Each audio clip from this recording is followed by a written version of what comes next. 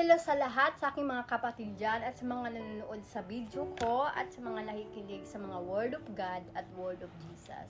Andito ako sa inyong harap ngayon para i-share po yung mga nabasa ko at sa mga napag-aralan ko sa sarili ko kung anong word yun. At gusto kong i-share po sa inyong lahat para matutunan nyo rin po kung ano po yung nakasulat sa Biblia. Ito po yung verse, Awit 34 verse 17. Kapag humingi ng tulong ang mga matuwid, dininig ng Panginoon at iniligtas sila sa lahat ng kanilang mga kabagabagan. Wow, that's so pretty. So balik po tayo sa unang mga kapatid. Kapag humingi ng tulong ang mga matuwid. So it's mean po, para sa akin, para sa naintindihan ko po dito na verse na to, kapag matuwid kang nananalangin at matuwid kang naging isang anak ng Diyos at isa kang matuwid na isang Christian, nagkakasala pa rin po tayo, pero alam mo yung pagkakasalanan mo ay hindi sumobra. Yung kasalanan mo ay sakto, alam ng Diyos na papatawarin ka na.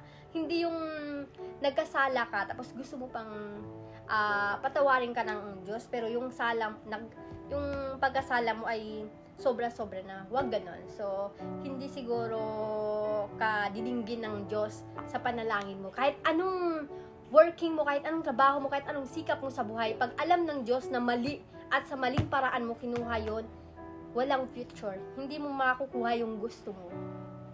Kasi alam niyo mga kapatid, dati hindi ako isang Christian, di ba? Isa lang akong pasaway. Kahit anong trabaho ko sa buhay, yes, kumikita ako ng maraming pera. Sobrang ang laki ng kita ko. Maraming nagbibigay sa akin ng magagandang bagay. Pero alam niyo, lahat ng yun nawala. Lahat ng yun hindi ko nadala. Lahat ng yun wala akong ipon sa buong buhay ko. Nagtatrabaho ko, nagsumisikap ako. Ni kahit piso wala po akong ipon. Naubos ng naubos ng naubos. Yun pala yun, kahit ano palang kayod mo sa buhay, kapag alam ng Panginoon na hindi yun pwedeng gamitin para sa bagong buhay mo, talagang wala kang future, walang mapupuntahan ang lahat. Lahat yun mabubura. Buburahin ni Papa God at ni Papa Jesus ang lahat ng pinagsisikapan mo. At nagsisimula ka muli sa una. At tutulungan ka nila kapag manalangin ka. Maging isang matuwid na isang Christian ka. Ganyan ako ngayon, isang matuwid na Christian kasi alam ko, more blessing come to. At alam ko soon, darating din yun sa buhay ko, yung mga blessing at mga plano ni Papa God sa akin at Papa Jesus. Inaantay ko lang po yun, pero lagi kong pinagpipray sa kanila, sana hindi naman gaanong katagal. Kasi sobrang dami kong plano sa future ko ngayon. Sobrang dami kong gustong gawin na gusto ko sila matupad agad-agad, pero hindi ko pwedeng madaliin. Pero lagi kong pinagpipray na sana this year may coming blessing for me na darating. Sobrang i-accept ko yun ng totoo. Kahit ano pa yung mauuna sa lahat ng plano ko sa buhay, tatanggapin ko yun. At pagsisilbihan ko talaga sila sa walang hanggan. Pinapangako ko sa sarili ko, magiging isang pastora ako at maglilingkod ako sa kanila kahit saan man ako mapunta. At kahit saan man po ako mapadpad at saang bahay pa ako mapunta, I swear to myself that I will serve them well. At ito po yung next mga kapatid. Dininig ng Panginoon at iniligtas sila sa lahat ng kanilang mga kabagabagan. Wow, that's so pretty. Ang gagawin mo lang ay isang maging matuwid na tao, maging matuwid na Christian. Sana maging isang Christian kayo kasi sobrang sarap talaga ng feelings pag maging isang Christian ka. Lahat safe. Lahat ng gagawin mo sa buhay, safe na safe ka. Kasi tuwing umaga, pray. Every night, pray. Lahat ng ginagawa mo is lagi kang magdarasal. Lagi mo silang tatawagin at para gagabayan ka nila. Kasi kung wala kang dasal, mapapahamak ka talaga. Talagang mapapahamak ka. Magsisisi ka kapag mapapahamak ang buhay mo.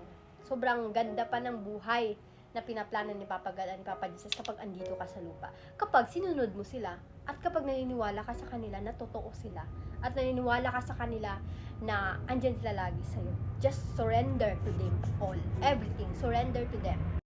Yung kabagabagan po is about trouble. Naguguluhan ka sa lahat ng buhay mo, maraming nangyaring ng trahedya. Ito po yun. Trouble po yun, ibig sabihin nun. So, kapag may mga gulo kayo sa isip nyo, mga anxiety, depression, postpartum, lahat magagamot kayo ni Papa God, ni Papa Jesus. Walang ibang makakatulong sa atin kundi sila lang. As in, kasi ako nung dati, di ba, sinabi ko sa inyo about my past. Sobrang pangit na nangyari sa akin at sobrang hindi maganda nangyari talaga sa buhay ko. Pero thankful ako kay Papa God at Papa Jesus dahil niligtas nila ako. At hanggang ngayon, nandito pa rin po ako sa inyong harap, nagsishare ng Word of God at Word of Jesus. Sobrang thankful ko kasi binuhay nila ako ulit at hindi nila ako hinayaang makita ko sila at ma-meet ko yung pamilya ko in heaven. So, I'm so thankful to them. Sobrang sinabi ko sa sarili ko na I know the truth now. So, dapat pagsisilbihan ko sila ng totoo. Kaya kapag may sobrang gulong-gulo niya na, please surrender to Papa God and Papa Jesus. Kasi alam nyo, kahit hindi nyo sila naririnig, kahit hindi nyo sila nararamdaman, at kahit hindi nyo sila nakikita, promise ko po sa inyo, andyan sila lagi at nakikinig sa mga prayers nyo. Kaya huwag kayong tumigil kapag magpi-prayers kayo, huwag kayong tumigil. Diretso yung prayers nyo. Hindi yung kapag may dumating sa inyo na maganda, dun lang kayo nag-pray. At kung may kailangan kayo, dun lang kayo mag-pray. No, don't do that. Kasi kapag lagi kayong ganyan, wala. Hindi safe yung buhay nyo. Promise, hindi magiging goods lahat ng nangyayari sa paligid nyo. Kasi, stop kayo. Hindi nyo sila iniisip. Wala kayong iniisip kundi not good, negative. So, dapat dun kayo sa positive na alam nyo, matutulungan kayo lagi kahit hindi nyo man nakikita, kahit hindi nyo naman sila nararamdaman, kahit hindi nyo naman sila na So, yun na po yung mai-share ko sa inyo sa araw na to.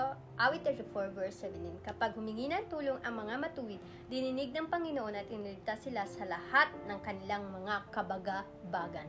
So, yun lang po yung mai-share ko sa inyo. Sana may naintindihan po kayo sa Word of God at Word of Jesus. At sana mag-aral din kayong magbasa ng Bible kasi yan yung nakakatulong sa atin. Huwag yung kalimutan na walang ibang makakatulong sa atin, sa inyo, siya or sino man po, kundi ang Bible lang. At ang panalangin sa ating Ama. Yun lang po yung makakatulong sa ating lahat. Kung gusto mo maging tahimik ang iyong buhay, mag-Christian ka. Kasi yun ang masarap sa buong buhay natin maging isang Christian. Yun po ang nakakatulong at yun pong masarap nakakampi natin sa buhay natin. Kasi hindi ka na namumuhay sa dating ikaw. Namumuhay ka na sa bagong ikaw na isang anak ng Diyos. Mag-pray po tayo sa pagtapos ng lesson natin ngayon. Sana po talaga may naintindihan po kayong mga na-share kong Word of God at Word of Jesus. At sana po makatulong po ito sa inyo.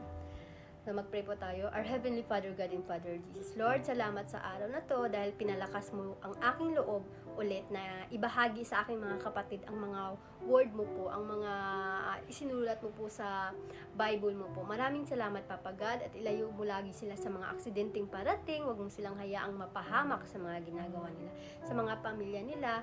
Palakasin mo rin po yung mga loob nila, Lord, na babalik sila sa iyo sa darating na araw. Huwag mo silang hayaang manatili sa pangit na paraan. I-guide mo lagi ang lahat, Lord. In the name of our Father God and Father Jesus, Amen and Amen.